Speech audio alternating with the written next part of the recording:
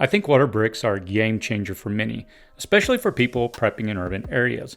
The great thing about water bricks are some of the other uses beyond compact and mobile water storage and transport. They are incredibly designed and provide the prepper with the tremendous utility that you can't get from other water, food, or ammo storage methods. From war zones to the harshest of environments, water bricks are a quick solution to many problems. Water bricks are, of course, an ideal solution for those who need to store water, and you absolutely should be doing that as a prepper. They provide a stackable, portable, safe alternative to 55-gallon drums that could easily weigh 450 pounds when full.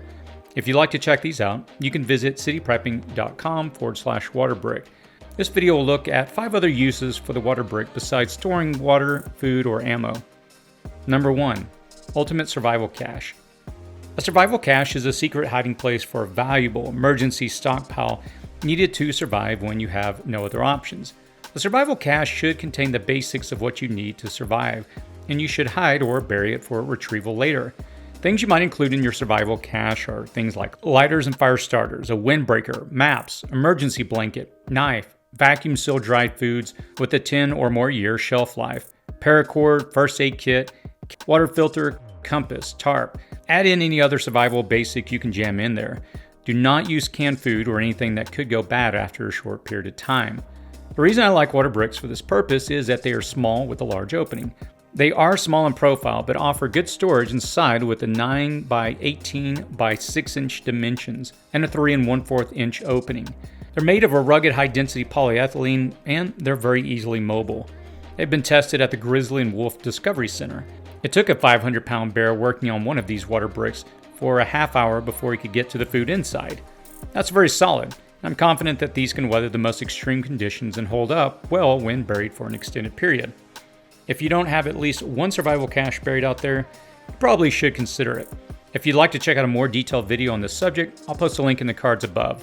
What you need to know now is that these water bricks are probably better than an ammo box for your survival cache, as they won't rust and they won't trigger metal detectors.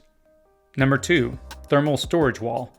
You don't usually come across a water storage product that can act as a life-saving structure, but these water bricks fit that dual purpose. Stacked 3 high, they're 2 feet tall. If you've ever built with Legos, you can build with these. The same principles of construction apply. If you paint one side black, it will increase heat absorption. Even without painting, an equatorial-facing wall of these stacked water bricks will absorb the sun's infrared heat during the day.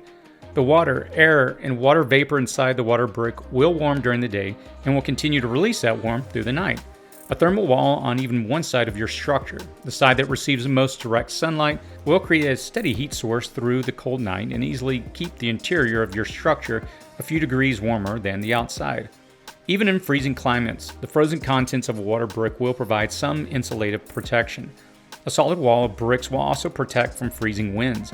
Because of their design with 2 interior conical reinforcement columns in the center, you can overlap them like a regular mason working techniques and secure them with a pole anchored in the ground through the center. They interlock using their male and female connectors. Cross-stack them for added strength.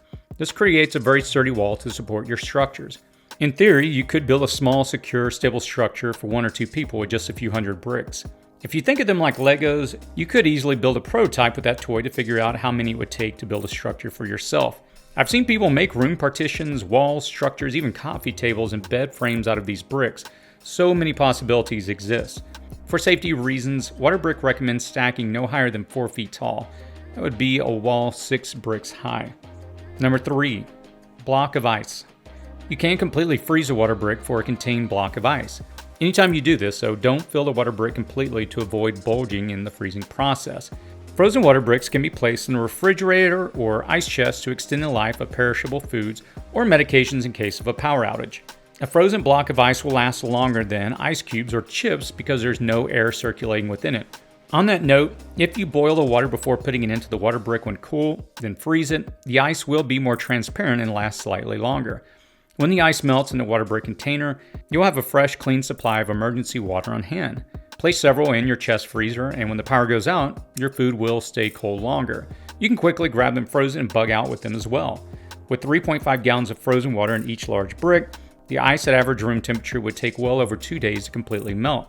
When the frozen bricks are stored together, the ones in the center will take even longer to melt completely. Keeping your food and medicine cold after a prolonged power outage is essential. The solid block of ice contained neatly in a WaterBrick can do just that. With the wide opening at the top, if you freeze in a two-step process, you can also store essential survival items within the block of ice, as long as those items are stored in a double-layer Ziploc bag and can withstand the freezing temperatures and pressure. Number 4, flotation device. If you ever find yourself needing to build a raft, this is what you would want to use. When many are securely fastened together, you have an instant raft. You can even interlace your full containers to distribute weight across the entire area of buoyancy. The 2 holes through each WaterBrick allow you to lash together a raft or makeshift safety device easily. The airtight and watertight seal of the WaterBrick makes for an incredible buoyant force. For non-physicists and non-engineers out there, the buoyant force is the upward force exerted by a fluid on any partially or wholly immersed body placed in it. I'm not an engineer, but taking the interior measurements of a sealed WaterBrick, I calculate that 2 would provide 312 newtons of buoyant force. That's enough to keep afloat even very large people with an in-water weight above 100 pounds. Number 5, bunkers and ballistic barriers. When filled with sand, dirt, or small rocks and pebbles, the WaterBrick provides some ballistic barrier protection. There are too many types of ammo, weapons, and filled mediums to tell you how much protection they afford, as it will vary. While I haven't tried the WaterBrick's ability to stop a bullet with different caliber weapons, I might have to do that some afternoon and let you know how it goes. On the WaterBrick site, they say, fill completely with sand or pea gravel. WaterBricks went under a live fire ballistics test and were successful in all tests, effectively stopping each of the full metal jacket military rounds and preventing the penetration of the backside wall of the brick. I would say it is at the very least stronger than a sandbag, though I could see a single layer suffering from perfectly placed bullets striking between the seams of the bricks. Note that when filled with sand, each WaterBrick will weigh about 50 pounds. As a wall, when filled in this manner, you can also anchor and secure channels for water or build a more solid structure. In short, a sand-filled WaterBrick is essentially hardened brick. Anything you use a brick for, you can use a WaterBrick for in the same way. The plus with the WaterBrick though is that at least, unlike a brick, it can be quickly emptied, cleaned, and repurposed. Even though it's called a WaterBrick, it has several other uses beyond efficient and portable water storage. You can probably think of a few more purposes beyond what I've covered in this video. If you know how to build a fish trap or have ever done any trapping, you can imagine another reliable use for it I did not cover in this video. What is your ideal for other uses for something like this? And what's your experience with them? Let the community know in the comments below. Again, if you want to check these out, visit cityprepping.com/WaterBrick. I read many of the comments and respond to them when I can. That's typically within the first hour of releasing the video. I can notify you when other videos become available if you subscribe to this channel, and subscribing helps us build our community. If you found this video informative and helpful, please feel free to like it and share it with your friends and family. Remember that there are links in the description and comment section below to more information about what I discussed in this video. As always, please stay safe out there.